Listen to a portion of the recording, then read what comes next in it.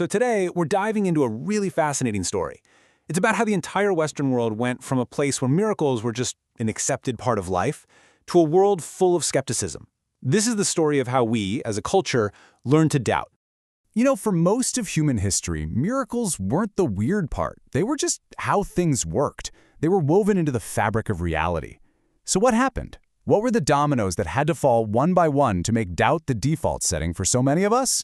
Well, that's exactly what we're going to unpack.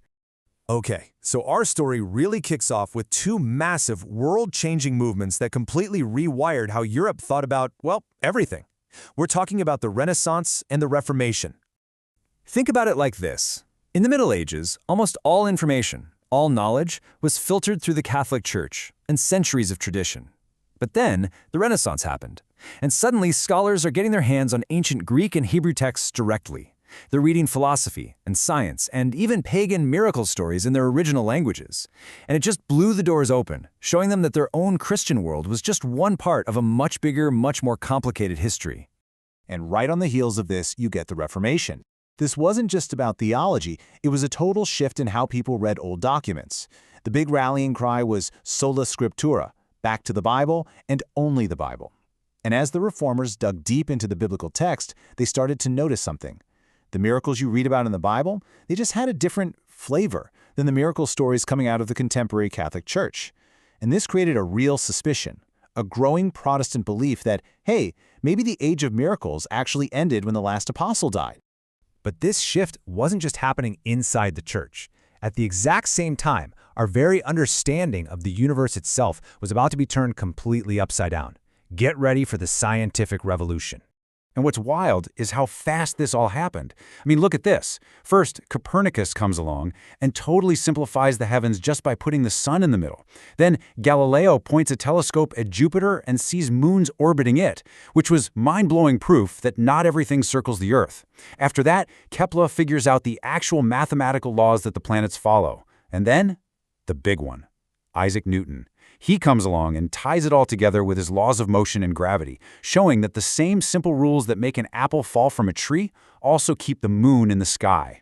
This famous line from the poet Alexander Pope, it's not an exaggeration. It perfectly captures how people felt at the time. It was like someone had finally flipped on the lights, revealing a universe that wasn't mysterious and chaotic, but was actually rational, orderly, and, crucially, predictable. Now, here's the twist. Newton himself was a deeply religious man. He thought he was just revealing the genius of God's design. But his work had this huge unintended consequence. The universe he described worked like a perfect clock.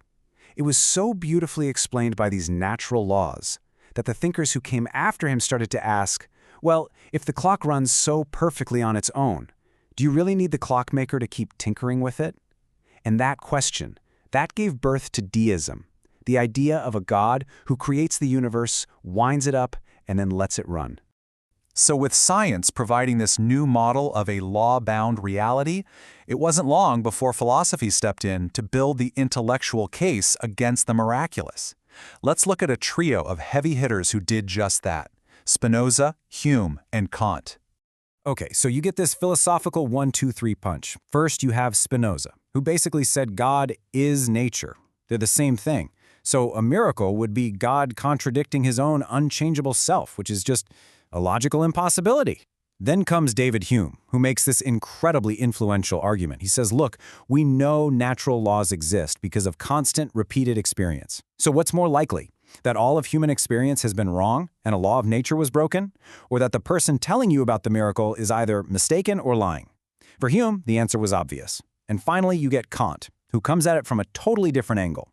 He essentially argues that we need a moral religion based on duty, and all this supernatural stuff is just a distraction. For him, miracles were simply irrelevant. All right, so you've got this religious shakeup, this scientific revolution, and this philosophical takedown. How in the world did all these threads weave together to create a brand new way of thinking about Christianity itself? It was like a perfect storm. You have these four powerful currents all flowing in the exact same direction. You've got the Protestant reaction against ongoing Catholic miracles. You have a scientific worldview that just dismisses anything that breaks the rules of nature. You have these watertight philosophical arguments saying miracles are impossible or just plain silly. And you've got this deistic idea of a rational, hands-off creator. All of them together created an intellectual climate where doubting miracles wasn't just an option, it was becoming the norm. And the culmination of all this is a movement called theological liberalism. It really takes off in 19th century Germany, and its goal, essentially, was to save Christianity for the modern scientific mind. The strategy was pretty simple. Keep the good stuff, the moral teachings of Jesus, the ethics, but either reject or radically reinterpret all the supernatural, miraculous bits. And this way of thinking became hugely influential, dominating universities, seminaries, and a lot of mainstream churches for over a century. So, we've gone on this incredible journey, from a world where the supernatural was just part of the scenery, all the way to a world explained by universal, observable laws. And it brings us right up to today, to a tension that is still very much alive. It leaves us with a final question to really chew on. In a world like ours, so thoroughly built on what we can see and measure, what place is there for the unexplainable?